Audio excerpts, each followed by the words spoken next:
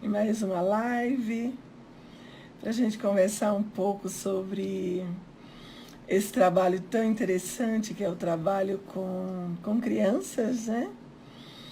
A gente, de uma certa forma, pensa que hoje eu penso muito nisso, né?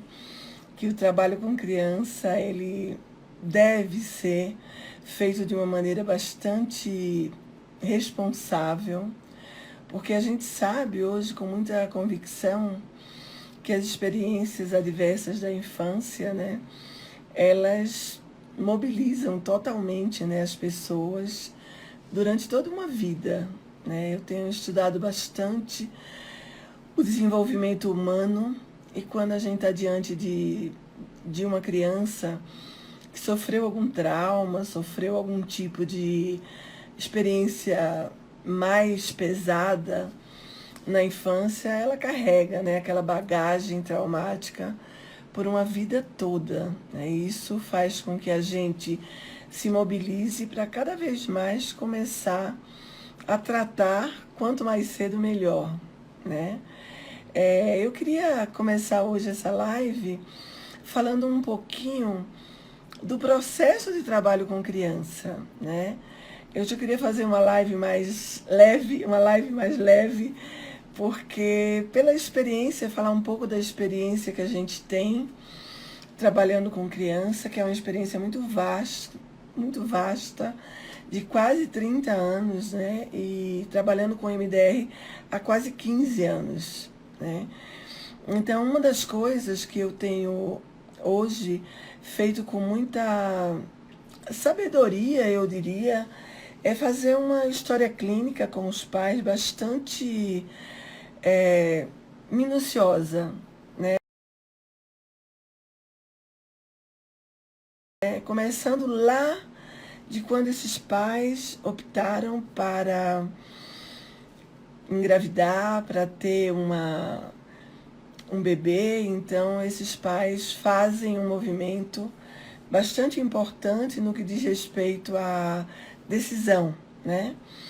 Então, dependendo do que essa mãe vive, tanto no núcleo conjugal como na vida diária dela, é muito importante a gente avaliar toda a situação que essa mãe viveu relacionada à gestação, né? A gente sabe que uma gestação tranquila, uma gestação onde a mãe consegue ter dias tranquilos, ter dias onde ela pode relaxar, onde ela pode curtir, né, o crescimento daquele feto, vai proporcionar ao feto uma situação bastante confortável, né? Em detrimento aquelas mães que de alguma forma sofrem algum trauma ou alguma situação difícil nessa gravidez, essas mães podem ser acometidas de uma série de situações difíceis nessa gravidez e, consequentemente, passar para os seus filhos, né, os fetos que estão sendo gestados, aquela situação pesada, sensorialmente, né, como a gente fala. Então, uma das grandes importâncias que eu tenho dado hoje ao nosso trabalho com criança é fazer uma avaliação bem detalhada do que aconteceu no parto, na gravidez, né, nos 3 primeiros anos de vida dessa criança. Por quê? Porque são experiências que, teoricamente, a criança não lembra, em função de que a área importante de armazenamento da memória, que é o hipocampo, ainda não foi formada. Então, a criança, de uma maneira geral, não tem uma recordação, né? Tem casos de crianças de 8, 9 anos que sofreram situações difíceis, traumáticas, tipo uma queda bastante importante e etc., e não lembram se essa queda foi nessa fase pré-verbal, né, onde a criança ainda não desenvolveu toda a capacidade dela de desenvolver a fala, de desenvolver a forma de captar as experiências de uma maneira mais forte, né? Então, no trabalho com criança, se a gente faz uma avaliação bem detalhada dessa parte mais precoce da vida da criança, quando a gente vai fazer todo o plano de trabalho, a gente primeiro deve iniciar por essa parte gestacional, essa parte que a gente acha que é tão importante hoje, né? Eu tenho estudado bastante essa área e eu acho que, literalmente, as experiências que se vive quando a mãe está gestando e as experiências que se vive precocemente, quando ainda não existe uma formação do hipocampo, essas experiências precisam ser tratadas, tá? Por quê? Porque o cérebro da criança, gente, se desenvolve de uma maneira muito natural, né? E como a gente sabe que o cérebro da criança ele tem uma peculiaridade muito importante de ativar normalmente, muitas vezes, o hemisfério direito, né, que é aquele hemisfério mais emocional.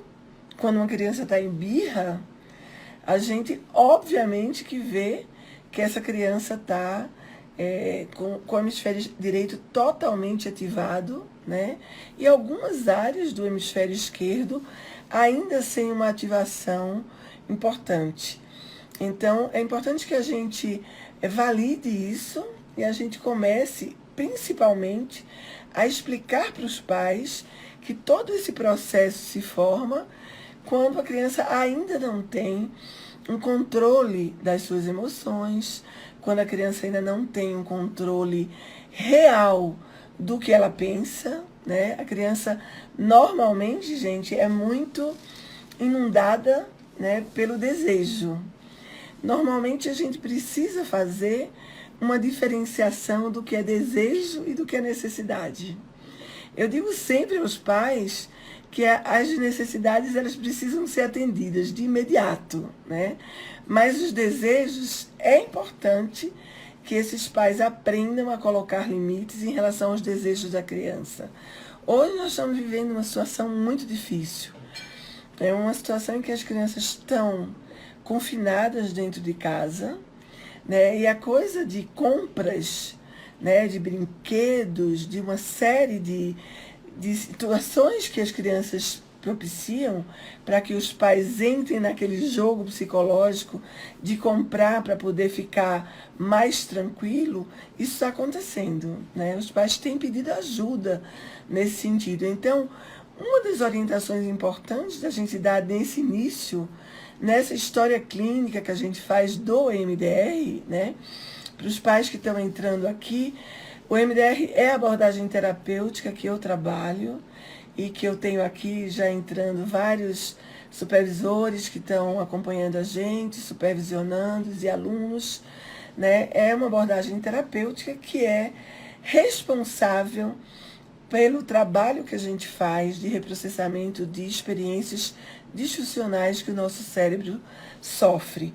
Então, nesse trabalho, como eu estava falando anteriormente, é muito importante que tenhamos uma consciência de que orientar os pais com a psicoeducação, orientar os pais em cima do que eles podem fazer para que a gente inicie um trabalho de uma maneira adequada é o primeiro passo, né? Então, diferenciar com esses pais o que é o desejo e o que é a necessidade é um passo importante para que os pais entendam que os limites precisam ser colocados, né?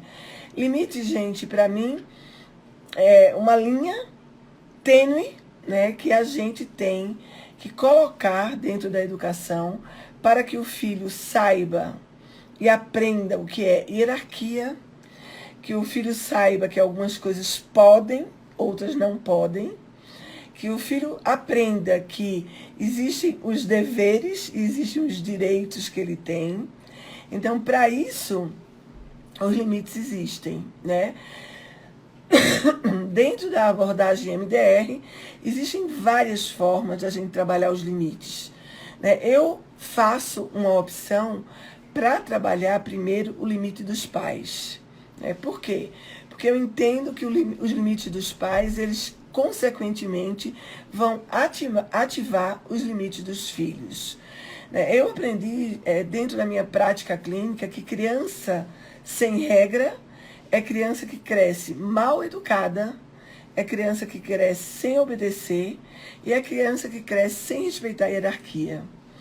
Então, quando a gente está diante de uma criança que é criada dentro desse trâmite, é muito importante a gente olhar o cenário, chamar os pais e fazer essa psicoeducação. Por quê? Porque quando a gente consegue que a criança, de uma certa forma, entenda que o respeito está em primeiro lugar, né? Que a obediência é um ingrediente importante na educação e que ela precisa respeitar o limite, porque senão ela não vai conseguir ter uma boa interação dentro da família, a criança consegue fazer coisas muito importantes, na minha opinião, né? Então, esse início, a gente pode estar introduzindo a nossa live de hoje, dizendo da importância que a gente tem que dar na orientação dos pais em relação a limites, em relação às questões ligadas à obediência e em relação às questões ligadas também à hierarquia. Na família precisa existir uma hierarquia, né? Quando eu falo assim, criança sem trauma, ela faz MDR, eu quero dizer o seguinte: vamos buscar um trabalho eficaz para tratar essa criança que, de uma certa forma, desenvolveu características negativas dentro de um cenário igual para os outros irmãos. Tá? Tem muitas crianças que têm irmãos que desenvolvem características muito positivas e não conseguem, outras não conseguem desenvolver aquelas mesmas características. Por quê?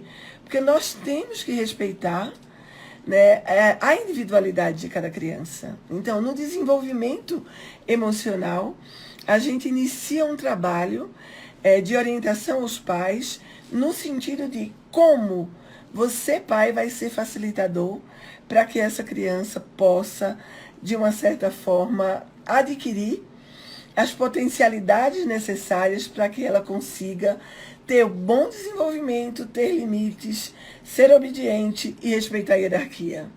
Né? Existem alguns ingredientes, né? E a gente vai trabalhar um pouco em cima disso, né? Eu gostaria que vocês participassem um pouco, porque é muito bom a gente trocar, né? Hoje eu quis fazer a live dentro da experiência que a gente tem de trabalho, né, com criança.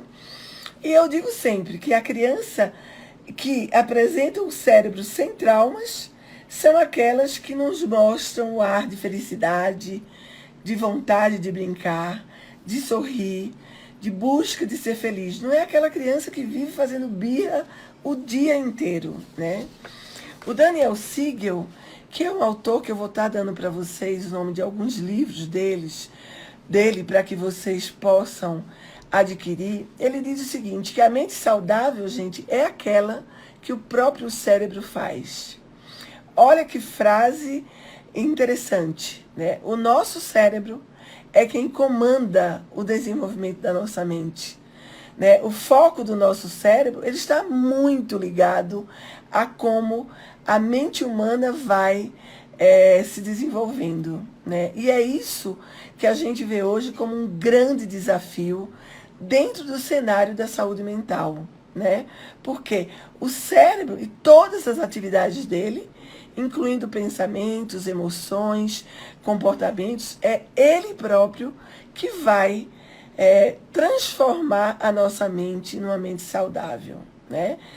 Então, o cérebro da criança, quando a gente pensa no cérebro da criança em relação ao trabalho que a gente vai fazer com o MDR, é importante que a gente pense que a criança pode ter passado por experiências repetitivas que foram negativas, principalmente quando se trata de abuso psicológico, quando se trata de apego inseguro, quando se trata de uma criança que vive com pais disfuncionais, que apresentam problemas de drogas, de álcool e etc., a gente pode ajudá-las a tentar fazer uma integração desse cérebro por inteiro, onde elas vão enfrentar menos dificuldades no desenvolvimento. Então a criança vai compreender o que é a integração do cérebro quando a gente explica para elas, né, que tem uma parte do cérebro dela que está sofrendo, mas que tem outra parte que a gente pode estar ajudando quando a gente faz o trabalho com MDR. Hoje a gente trabalha com MDR desde o bebê. Então, recentemente eu fiz o trabalho com um bebê que a mãe tinha passado por um acidente de trânsito muito grave, inclusive com a morte de uma tia, de uma irmã dela, uma tia do bebê. E essa criança, na ocasião do acidente, era um menino, ele ficou muito assustado e ele chorava muito. E depois desse acidente, essa criança não dormia. Essa criança ficava com um choro intenso, com um choro que as pessoas não sabiam o que era, se era cólica. Era um bebê pequeno, né? A mãe não estava grávida, ele já tinha nascido, né? Ele era pequenininho, muito pequeno. Tinha, acho que 4 ou 5 meses. Mas ele presenciou tudo aquilo, porque a mãe estava atrás com ele e a tia estava na frente com o pai. Graças a Deus não aconteceu nada com o pai, mas a tia, o impacto foi a tia que sofreu e a tia faleceu. E quando aconteceu o acidente, a mãe, espontaneamente, ela chorava muito e gritava muito dentro do carro. Então essa criança ficou com toda aquela memória auditiva muito forte. Boa noite, gente, que está entrando, tá? Nós já começamos, tá? Mas muito boa noite para todos que entraram, tá? Então eu estou falando de uma criança que a gente optou para fazer um trabalho com protocolo de história, um bebê que sofreu um acidente junto com os pais, onde, em função daquele acidente, uma tia morreu que estava na frente no banco do carona, né? Então, essa criança, ela é filha de uma moça, que é irmã de uma paciente minha, e essa minha paciente encaminhou ela para mim, para conversar, para orientá-la. E eu disse, olha, vou te orientar, mas vamos fazer o reprocessamento dessa situação com o bebê. Por quê? Porque ele arquivou nessa rede de memória situações muito difíceis, que ele não está conseguindo lidar com essas situações. E o que é que acontece? Diante dessas situações, ele não tem outra alternativa senão chorar. Então o bebê deitava, dormia um pouco, daí a pouco começava a chorar. Dormia um pouco, daí a pouco começava a chorar. Então a gente fez um protocolo de história de MDR com um bebê de 4 meses, tá? Que tinha como a queixa dos pais um choro intenso, mas que tinha por trás da rede de memória dessa criança, que ainda nem estava formada, né? Essa rede de memória era totalmente sensorial. Ele o via e ele ficou com aqueles gritos do dia do acidente ali registrados, e a gente fez um protocolo de história contando a história de um dia ruim, que foi um dia que aconteceu algo muito ruim com a família e que a família se desesperou, e a gente montou uma história onde não aparecesse a morte da tia, mas aparecesse o volume de situação difícil para o pai e para a mãe que o bebê viu, né, de uma certa forma acontecer. Então, o que é que acontece nesse momento, né? O hemisfério direito, ele fica inundado pela experiência. Nesse caso, como o bebê era muito pequeno, ele tinha essa experiência gravada ali de uma maneira sensorial. Porque, como eu falei no início da nossa live, o hipocampo, que é a área do cérebro mais importante para alocar as memórias, essa área do cérebro só se forma depois de 2 anos e meio, 3 anos, né? Então, como é que a gente busca a integração do cérebro dentro do nosso trabalho do MDR? A gente sabe, quando a criança é um pouco mais velha, a gente pode usar o protocolo padrão do MDR, que é um protocolo de 8 fases, para os pais que estão aqui e não conhecem, e que a gente pode utilizar. Eu vou mostrar um pouco para vocês depois todo o aparato desse protocolo, para vocês verem como é um trabalho totalmente lúdico, né? A gente faz um trabalho lúdico com a intenção de que a criança aos poucos vá vivendo aquelas situações e reprocessando de uma maneira que não seja muito pesada para ela, né? Então, como a gente sabe, o nosso lado esquerdo do cérebro, ele tem um pensamento lógico muito importante, uma organização de frases, toda a parte mais, vamos dizer, racional, né? O cérebro, o lado direito do cérebro, a gente tem toda a parte emocional e principalmente a leitura dos sinais não verbais que estão ali armazenados de uma forma sensorial, mas estão armazenados, né? É muito comum quando a gente faz o protocolo gestacional com adulto, né? Os adultos, de uma maneira geral, trazerem a sensação corporal muito forte, né? Então a gente, de uma certa forma, pode trabalhar em cima dessa sensação corporal com o objetivo de que as pessoas reprocessem esses traumas que são tão difíceis muitas vezes, né? A gente tem, gente, o cérebro reptiliano, que é aquele cérebro mais primitivo, né? O cérebro do crocodilo, né? Que age instintivamente, toma decisões de sobrevivência, que é esse cérebro reptiliano que a criança, de uma certa forma, usa. Por quê? Porque a criança, quando ela faz uma birra, e aquela birra é atendida, o que acontece? Aquela birra vai ser reproduzida posteriormente. Porque o cérebro da criança entendeu que fazer a birra quando ela quer alguma coisa vai gerar ela receber aquele objeto de desejo que ela quer. Então, por isso que a gente fala, a criança, principalmente muito pequena, ela usa esse cérebro reptiliano, que é o cérebro instintivo, para conseguir as coisas que ela quer, né? E a gente tem o cérebro mamífero, que é um cérebro um pouco mais desenvolvido, que ele age instintivamente, toma decisões em direção aos relacionamentos, às situações que a criança vai começar a desenvolver essas interações, né? Então, quando o cérebro da criança, gente, não tem interação, as crianças ficam caóticas, né? Elas ficam imersas nas próprias emoções, elas ficam confusas, elas fazem birras, elas têm ataque de fúrias e muitas vezes elas até se tornam agressivas, né? Essa agressividade sem controle é uma agressividade que a gente precisa avaliar, né? Quando uma criança se torna muito agressiva, é importante, primeiro, que os pais avaliem quais são os conteúdos que estão levando essa criança a ter uma agressividade tão forte que ela não consegue ter o controle. Eu já vi casos de crianças que foram abusadas sexualmente, crianças que sofreram bullying na escola, crianças que tiveram situações muito difíceis, que elas não tinham como controlar aquelas emoções. Como elas fazem, ficam caóticas. Aí tem respostas agressivas, respostas muito violentas algumas vezes. Então, qual é o grande segredo para nós terapeutas e vocês pais saberem? Uma criança não sai de um modelo natural para um modelo agressivo do nada. Algo tem que ter acontecido na vida dessa criança. E nós, terapeutas, precisamos ficar muito atentos a isso.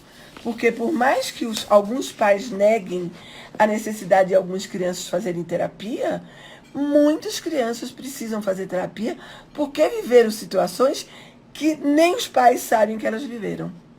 Isso, para mim, é o mais sério.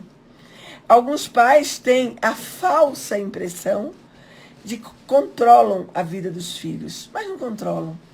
Os filhos vão para a escola, os filhos vão para a natação. Acreditem vocês que eu já tive crianças em meu consultório que foram abusadas por professor de natação. Na clínica que eu trabalho. Eram 3 irmãos. Os 3 foram abusados pelo mesmo professor. E eu não estou falando de uma academia de pé rapado. Eu estou falando de uma academia grande de São Paulo. né? A gente sabe, né? Abusador sexual tem em todo canto, né? Mas não vamos colocar um certo receio dos pais de que seu filho está exposto, seu filho pode ser abusado. Não. Eu acredito muito, muito no poder da orientação. Eu acredito muito no poder da conversa. Você falar para o seu filho desde pequenininho que as partes íntimas, só quem deve mexer é o papai, a mamãe, o médico e a babá, quando for o caso, né? Fazendo um parênteses, que eu já tive vários babás que abusaram das crianças que elas tomavam conta. Então, eu hoje oriento a maior parte dos pais de colocarem câmera na casa, quando precisam deixar os filhos sozinhos com babá, né? Então, o que é que a gente precisa fazer para a gente criar uma integração horizontal nesse cérebro? O que é a integração horizontal? O hemisfério esquerdo e o direito, eles se integrarem para que essa criança viva melhor, né? É uma lógica do cérebro. A lógica é a razão que o hemisfério esquerdo traz é proporcional, deve ser proporcional a essa emoção tão forte que o hemisfério direito produz, né? Então, nós podemos tentar fazer a integração vertical, horizontal desse cérebro da criança e verticalmente a gente vai tentar fazer com que as partes fisicamente mais altas do cérebro, né, principalmente o cérebro superior, que vai deixar a criança pensar, vai deixar a criança mais cuidadosa nas ações, vai fazer a criança se cuidar. Quando alguém for mexer com ela, ela dizer não pode, né? Funcionem tão bem quanto essas partes mais baixas, né? Que são relacionadas com o instinto, que são relacionadas às reações emocionais e às reações de sobrevivência, né? A gente sabe que os traumas psicológicos deixam as marcas profundas em redes de memória, né? A gente tem uma experiência muito grande por causa do projeto Voa Borboleta, que é um projeto social que atende crianças em situações de vulnerabilidade social. Nós temos esse projeto em Recife, aqui em São Paulo, em 2 lugares, e em Curitiba também. Neste projeto, nós atendemos muita criança que passa por vulnerabilidade social, desde abuso sexual até uma criança que levou tiro. Para vocês terem uma ideia do que nós já atendemos nesse projeto Voa Borboleta. Uma criança estava dentro de casa, no projeto social lá de Recife, e a criança, assaltantes invadiram a casa dela e, de uma certa forma, puxaram o gatilho e esse gatilho acertou a criança. Então, você imagine uma criança de 8, 9 anos viver uma experiência dessa em função dos problemas dos pais. Né? Eu disse, o trauma psicológico, ele deixa marcas profundas. E o que é pior, em formato de rede de memórias. Né? O abuso, a negligência, os traumas vividos de apego, né?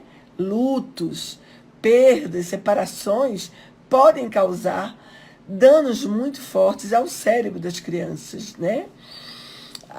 O Patrick está perguntando se a gente poderia dizer que os pais ou cuidadores, eles exercem a função do hemisfério esquerdo da criança. A gente sabe, Patrick, que hoje nós temos os neurônios espelhos, né? Então, a gente pode dizer que a criança se espelha muito no cérebro dos pais. Então, consequentemente, se os pais fazem um movimento de função do hemisfério esquerdo negativo, né, essa criança vai reproduzir. Né? Eu lembro muito de uma história, de uma paciente minha, que a mãe era uma pessoa muito nervosa e ela brigava muito com a criança e sempre que ela brigava, ela gritava alto e fazia um movimento com o dedo apontando no nariz da criança. E quando eu fui atender essa criança, essa criança no meu consultório pegava as bonecas e ficava dando ordem à boneca com o dedinho apontado no nariz da boneca. E aí, quando a mãe viu aquilo, que eu chamei a mãe para ver a reprodução do padrão, ela estava espelhando, né, toda aquela experiência que ela tinha vivido com o pai e a mãe, né, de uma maneira clássica. Né? Isso a gente vê bastante, sabe, Patrick? Então, é muito importante que a gente observe o quanto a criança reproduz, né? E quando a criança está dentro de um contexto de trauma, a gente tem que entender que o trauma molda a forma como a criança vai responder às demandas atuais, né? Então, é muito importante, antes da gente começar o trabalho com o MDR, a gente fazer um trabalho de psicoeducação com os pais. Por quê? Porque a gente tem que primeiro ensinar os pais como parentar, usando o processamento adaptativo de informação dele, né, e a perspectiva do apego, que isso é muito importante. Né? Eu faço isso no meu consultório com muita frequência. Né? Primeiro faço um trabalho com os pais no sentido de parentar. O que é ser pai e mãe? Dar aos pais a responsabilidade que eles têm de trabalhar, né, em cima do vínculo dele de apego com esse filho. Uma das coisas que eu trouxe muito forte no meu mestrado é que as repetições transgeracionais, elas, de uma certa forma, promovem nos pais uma forma real deles fazerem repetição com seus próprios filhos. Pais que viveram abusos psicológicos com os seus pais, com os seus avós, podem fazer uma reprodução clássica. A gente vê a reprodução acontecer. O MDR realmente é fascinante. Por quê? Porque a gente pode, junto aos pais, adentrar essas repetições transgeracionais que eles estão fazendo. Né? Eu tenho um protocolo muito bom, que é um protocolo para trabalhar as repetições transgeracionais que os pais fazem quando estão desenvolvendo o papel parental. Né? É um protocolo de repetições transgeracionais no papel parental. Então, como é esse protocolo? A gente vai primeiro reprocessar as experiências que esse pai teve com os pais dele, para depois reprocessar as experiências que esse pai está tendo, que são compatíveis com aquela que ele viveu com os seus filhos na sua família nuclear agora. Né? Então, isso é muito importante. Né? O Shore diz que o apego é a regulação da sincronia ativa. O que é isso? Né? Essa frase ela é bárbara. Apego é a regulação da sincronia ativa. Não existe um apego sem que haja sincronia. Na hora que uma criança tem um apego evitativo, ele se desenvolveu por qualquer que seja a situação que ele viveu. Pode ser traumática, pode ser uma situação difícil que o pai ou a mãe possam ter promovido, né? Ou pode ser algumas questões ligadas ao que a criança está vivendo naquele momento, que pode ser na escola, que pode ser com os pares de amiguinhos, às vezes, né? Então, a gente ensinar aos pais como parentar é uma coisa extremamente importante, né? Então, o que eu faço inicialmente com os pais? Eu ensino as habilidades deles perceberem como é que eles vão perceber a criança quando ela não está bem, né? Eu uso com os pais todo o material que a gente tem para a gente evidenciar as emoções. Esse, gente, se chama o bingo das emoções, tá? O bingo das emoções é um excelente... Vocês podem encontrar o bingo das emoções deixa eu ver aqui o nome, no site da Alvorecer Gráfica Editora. É www.alvorecereduc.com.br. né? Esse bingo das emoções, nós podemos trabalhar emoção por emoção. Eu pergunto para a criança, o que é ser confuso? E a criança vai me dizer o que é que ele entende que é confuso. E eu vou dar a essa criança uma explicação dentro do contexto que ela entenda do que é uma confusão dentro de si, né? Por exemplo, o que é uma criança nervosa, né? Como esse aqui.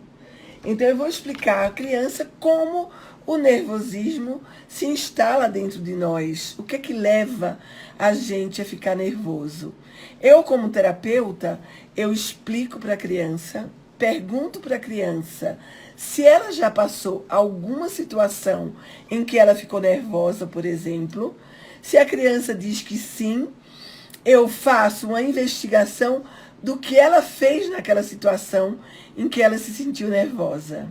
E quando ela me traz, se ela não me traz de uma maneira correta, eu procuro fazer a psicoeducação do que ela pode fazer quando ela estiver nervosa.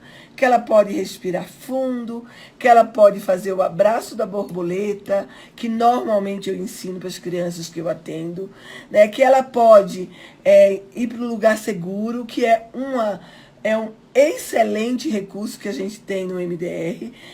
Hoje mesmo eu fiz 2 com 2 crianças, né?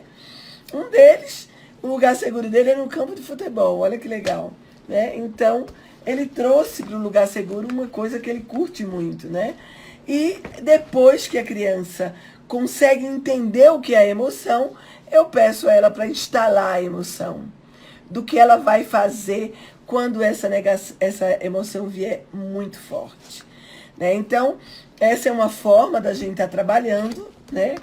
Uma outra forma da gente trabalhar é a gente mostrar as crenças, né?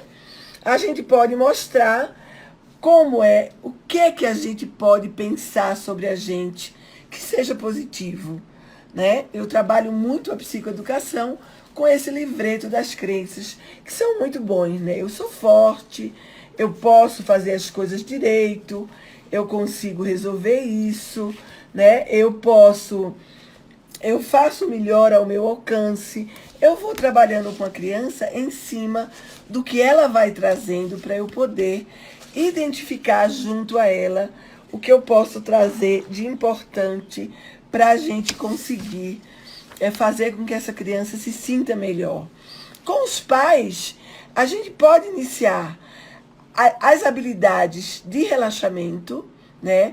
A gente pode ensinar o exercício de enraizamento, né, de ground, que é um deles, hoje a gente tem usado muito, que é o exercício dos 4 elementos. A terra, o ar, a água e o fogo.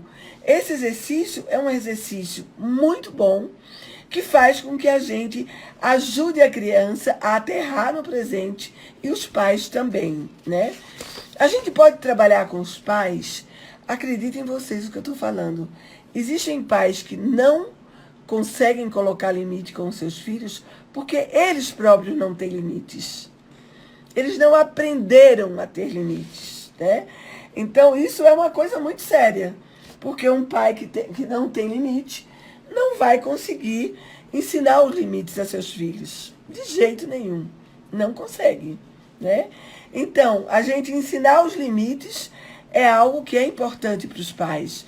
Existem vários exercícios, né, que a gente pode fazer. Um deles, inclusive, é o limite da proximidade, né? A gente colocar o pai na frente da gente, a gente fazer uma aproximação inicialmente com o rosto de uma maneira mais suave, para que o pai veja uma empatia em cima de nós, e depois, para a gente ver a reação que o pai tem naquele momento, e depois a gente faz o mesmo trabalho, trazendo para o pai uma reação de expressão facial mais grosseira, para ver como os pais se comportam.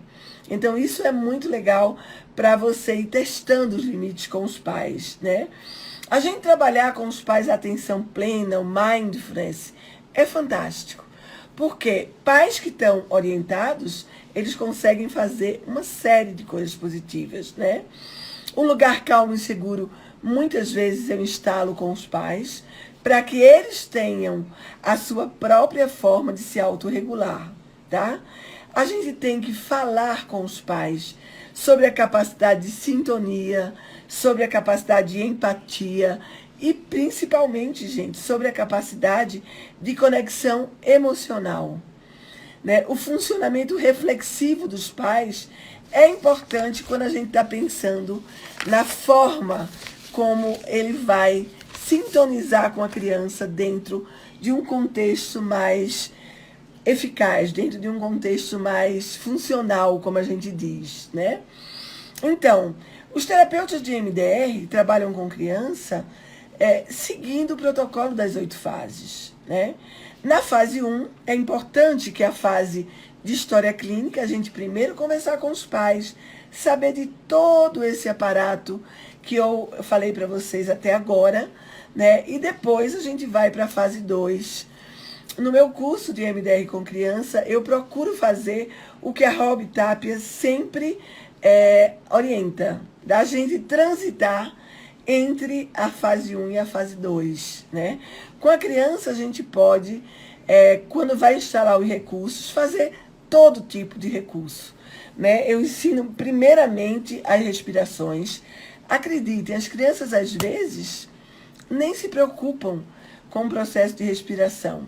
Eu ensino o processo mais simples, que é aquele de cheirar a florzinha e soprar a velhinha, né? Que é o mais...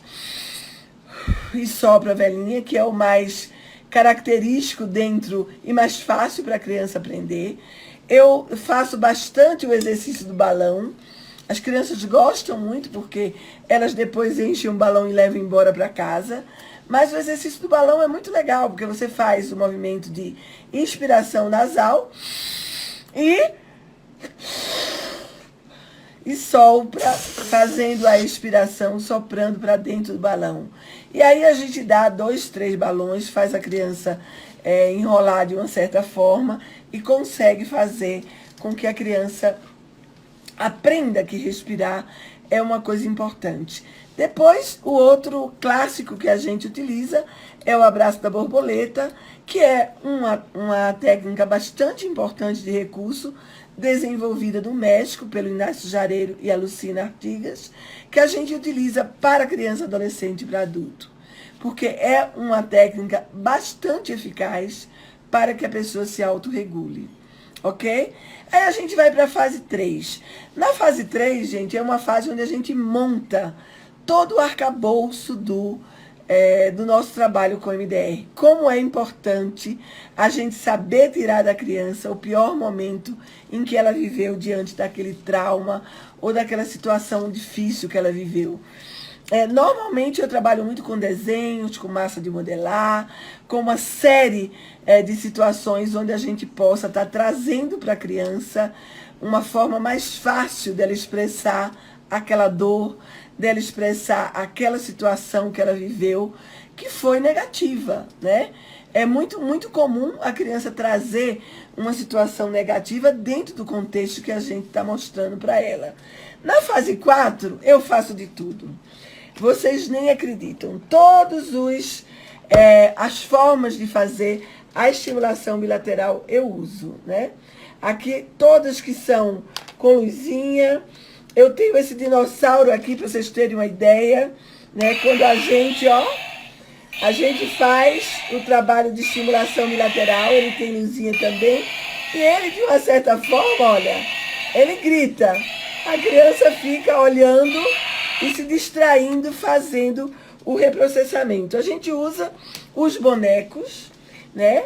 Que são bem tradicionais, para a gente poder... Aqui eu tenho o Batman, aqui eu tenho o Batman e o Super-Homem, né? Que são meus ajudantes, que normalmente me ajudam a trabalhar. E eu tenho, gente, vou dizer para vocês uma coisa. Isso aqui foi a minha grande amiga que me deu, doutora Rob Tapia, e ela me deu porque eu sabia que eu ia usar, né? Ela sabia que eu ia usar. Então, vocês terem um chapeuzinho de para trabalhar com as crianças, ó, com a varinha mágica. Então a gente faz a estimulação bilateral sem ficar na frente da criança, né? Só fazendo a estimulação bilateral. Eu digo que eu sou um mago que consigo, junto com essa estimulação bilateral, ajudar o cérebro da criança ficar totalmente tranquilo, reprocessar bem todas as situações que a criança viveu. Qual que é o grande problema nessa parte de reprocessamento? Eu vou plagiar um pouco a Ana Gomes, que ela faz uma analogia entre o reprocessamento e uma viagem de avião. Um piloto pilotando um avião. Ela diz o seguinte, que quando o piloto é experiente, quando ele está voando e aparece uma grande turbulência, ele não vai simplesmente buscar uma forma dele aterrissar, né? Ele vai buscar locais seguros onde ele possa sair da turbulência para aquele avião tomar novamente o rumo de uma maneira tranquila. O piloto que não é experiente vai ficar angustiado e vai pensar se ele pode, de uma certa forma, imaginar um lugar onde ele possa aterrissar. O terapeuta de MDR que não é experiente, ele pode fazer isso, mas não é o que a gente orienta. A gente orienta que, diante do reprocessamento, é importante a gente dar a continuidade do reprocessamento. Por quê? Porque o reprocessamento é aquele momento onde o nosso paciente vai ter realmente o reprocessamento da experiência que foi negativa, seja ela qual for, né? Essa é na fase 4, isso. Então, na fase 5, a gente vai instalar as crenças positivas. Eu uso bastante o livrinho de crenças positivas, tá? Por quê? Porque com esse livro, eu trago para o meu paciente uma maneira mais objetiva dele buscar uma crença e a gente fazer o reprocessamento em cima dessa crença, tá? E depois a gente vai para a fase 6, onde a gente faz um escaneamento corporal. Eu uso a lupa, peço para o próprio paciente fazer um escaneamento, como se ele estivesse ali escaneando o próprio corpo dele, né, para que isso aconteça de uma maneira mais eficaz, né? E o paciente muitas vezes faz, né? Na fase 7 a gente fecha. O trabalho com criança, gente, é muito interessante. São pouquíssimas as sessões que eu fecho sessão incompleta. Eu fecho muito mais. Nossa, tá quente aqui, viu? Eu tô com o ar-condicionado ligado. Eu fecho pouquíssimas sessões incompletas. Por quê? Porque o trabalho de reprocessamento de um alvo com as crianças, ele dura mais ou menos entre 30, 35 minutos, 40 minutos no máximo. Então, muitas vezes, quando eu vou fazer o reprocessamento de uma experiência traumática, eu consigo fazer esse reprocessamento de uma maneira bem legal, né? E onde a gente sente que o reprocessamento foi feito. E na fase 8, a gente traz a criança de volta para reavaliar aquela situação que a gente trabalhou. É um protocolo bastante fácil da gente trabalhar, desde que a gente trabalhe com muita cautela, né? Esperando o que o paciente tem para trazer, sem pressa. Eu acho que uma das orientações mais importantes que eu dou para os meus alunos é que eles trabalhem sem pressa. Na hora que eles trabalham com pressa, eles podem não ajudar o paciente a fazer um bom reprocessamento. Isso a gente sabe que é uma coisa bastante importante. Então, o trabalho de MDR com crianças, no sentido da gente reprocessar esses traumas, é importantíssimo. Por quê? Porque a criança que reprocessa os traumas, ela pode ter um desenvolvimento tanto emocional, cognitivo, social, familiar mais adequado, né? Isso a gente vê na nossa experiência clínica. Eu tenho muitos casos de famílias que trazem crianças com embotamento afetivo, e aquele embotamento afetivo é devido à forma como essa criança vive em casa. Né? Eu tive uma criança Lá no passado, faz alguns anos, acho que uns 4 ou 5 anos que eu atendi essa criança, que ela chega no meu consultório, é uma criança alegre e tal. Um dia ela chegou no meu consultório e disse assim, tia Ana Lúcia, eu não quero mais morar na minha casa. Eu quero morar na casa da minha avó. Eu pergunto para ela, o que acontece que você quer ir morar na casa da sua avó?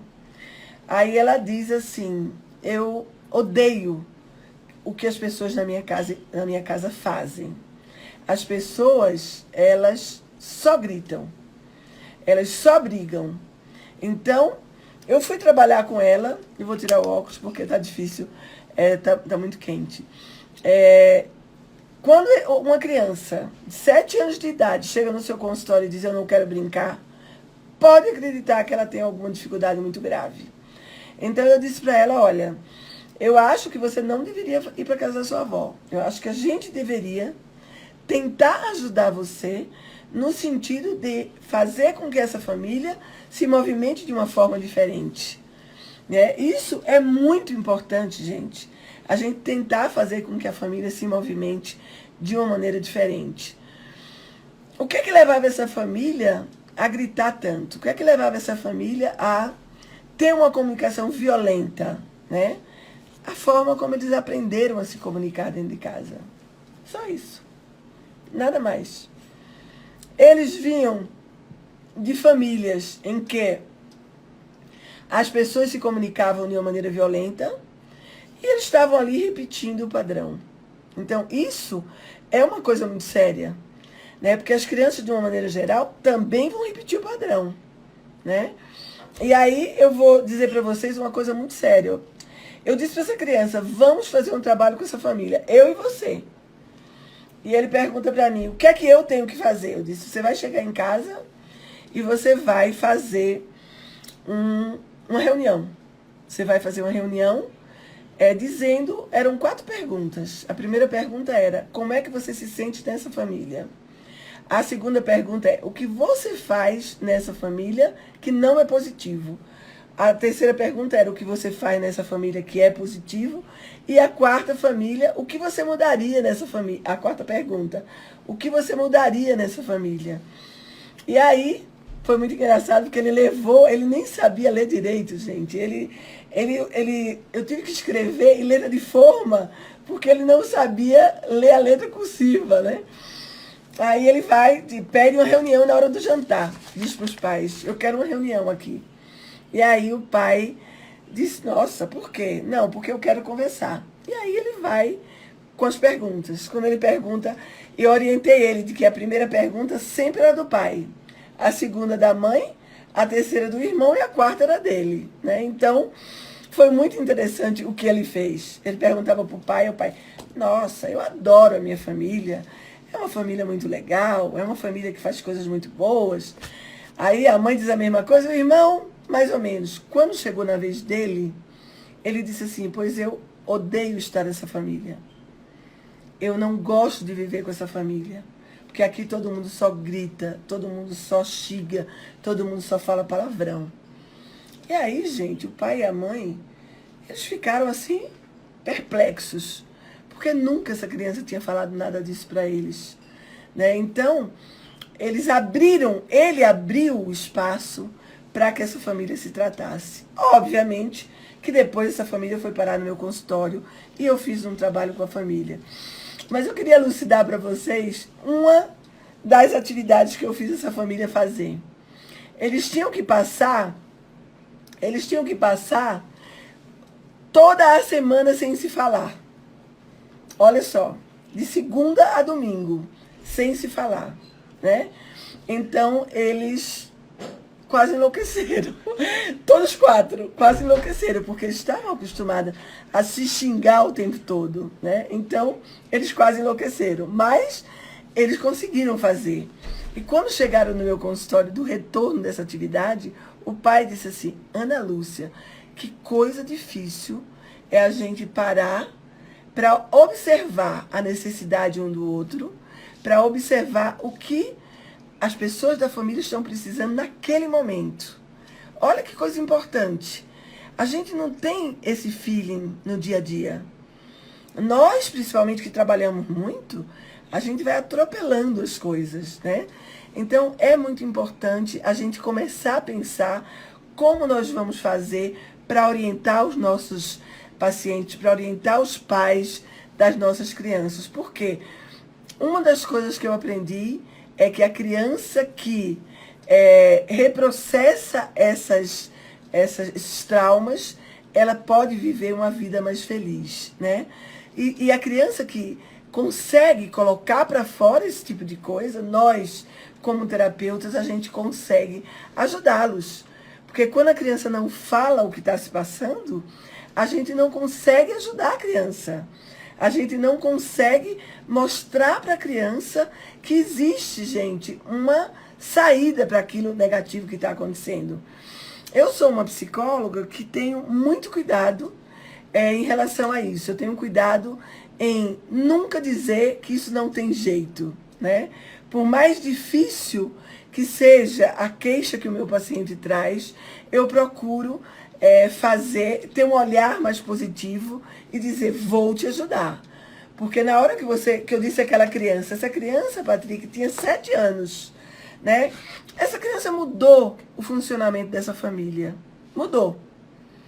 Ele não saiu de casa, não foi morar com a avó. Por quê? Porque os pais tiveram a empatia de dizerem, nós precisamos fazer mudança nessa casa. Porque não tá bom. Os pais também se incomodavam daquilo, né? Mas, de uma certa forma, não faziam nada para que aquilo acontecesse, essa mudança acontecesse. Então, é muito importante que nós, terapeutas, tenhamos um olhar de ver, quando a criança chega com uma queixa dessa, tem alguma coisa muito séria acontecendo por trás dessa criança, né? E uma coisa muito séria é a gente tentar fazer com que as crianças digam pra gente o que está acontecendo. Eu invisto um tempo no meu vínculo com a criança, mas invisto mesmo, né? Invisto um tempo, 2, 3, 4 sessões, eu invisto no meu vínculo com a criança. Eu quero que a criança goste de estar comigo, eu quero que a criança ache que eu vou ajudá-la. Muitas vezes a criança não quer fazer MDR. Aí eu digo assim, você não quer que eu te ajude? Quer que eu te ajude? Ah, eu quero. Então vamos lá. Depois a gente brinca um pouco. Deixa eu te ajudar primeiro. Então, quando você faz esse vínculo, onde a criança vê em você alguém que tem a capacidade de ajudá-lo. Hoje eu fui atender uma criança, ele não mora aqui, ele mora no México. Aí ele entrou, ele disse assim, tia Ana Lúcia, eu tenho uma coisa para lhe perguntar. Acabei de chegar da escola e eu tô com muita fome. Eu queria saber se nessa aula de psicólogo eu posso comer. Aí eu dei risada, porque eu disse assim, nossa, ele tá morrendo de fome, pode comer. Eu vou esperar 10 minutinhos pra você comer e vou conversando com você. Então, gente, é muito importante, essa live vai ficar gravada, tá? Nós estamos finalizando e eu queria finalizar fazendo um pouco, plagiando um pouco o Daniel Siegel, né? A mente saudável é aquela que o próprio cérebro faz. Então, vamos cuidar do cérebro dos nossos filhos, vamos cuidar dos cérebros das nossas crianças que nós atendemos como psicólogo e, principalmente, vamos cuidar dos nossos cérebros, né? Um paciente meu diz assim, a gente faz ginástica, faz regime para emagrecer, a gente cuida do rosto, cuida da pele, mas a gente se esquece de cuidar do cérebro, né? Então, vocês sabem o quanto é importante, né? O cérebro precisa de um cuidado especial.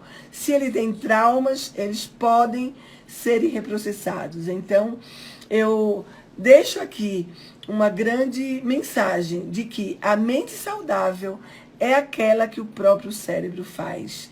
Para vocês terapeutas, para vocês pais que estão aqui, lembrarem sempre disso.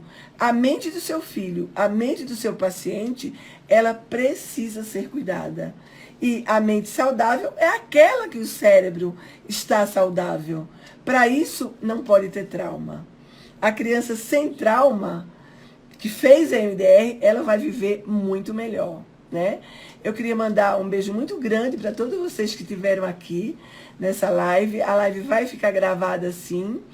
E eu quero agradecer a todos que estiveram aqui comigo hoje. Um beijo no coração.